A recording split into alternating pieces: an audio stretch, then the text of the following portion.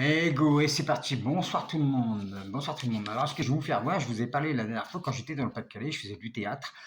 J'en ai fait pendant 10 ans avec Lambardé, Sylvie Moreau. Et là, j'ai retrouvé un texte que j'ai joué en plus dans le Pas-de-Calais. Ça s'appelle Le Panari de Jean-Michel Rive. Rappelez-vous, il y a une époque, il faisait une émission, c'était Palace. Et c'était des blagues de comptoir. Et donc Palace, il reprenait tous les petits bouts comme ça. Et il y avait le Panari, puis autre chose. Et moi, je l'ai joué. Je l'ai joué sur scène avec une femme. Je me rappelle, elle s'appelait Christelle. Et on l'a joué à deux. Et je peux vous dire, c'est quand même assez compliqué parce qu'il faut tout retenir.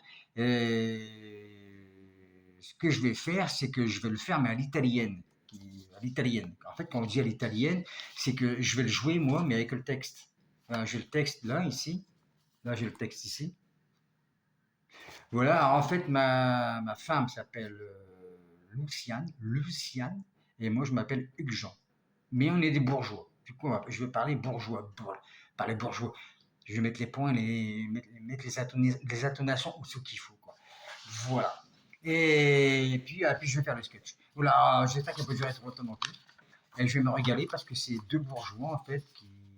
Le pain Mais par contre, je vous dis, bon, j'en dis pas plus, mais ça vaut le déménagement. Si j'arrive à aller jusqu'au bout, si c'est pas trop long, honnêtement, ça vaut le déménagement parce que je l'ai joué à Edin. Je peux vous dire que ça m'a fait plaisir. Ah voilà, c'était pour vous dire ça que dans peu de temps, je vais faire voilà, le Panari de Jean-Michel Rive. Voilà, les brèves de comptoir. Bon, en tout cas, merci beaucoup oui, de me suivre.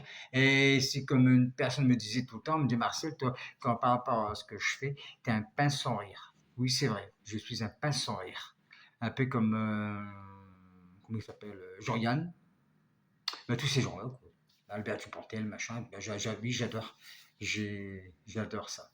Allez, en tout cas, merci de me suivre. Et puis, ben, je vais essayer de faire quelque chose, faire un truc bien.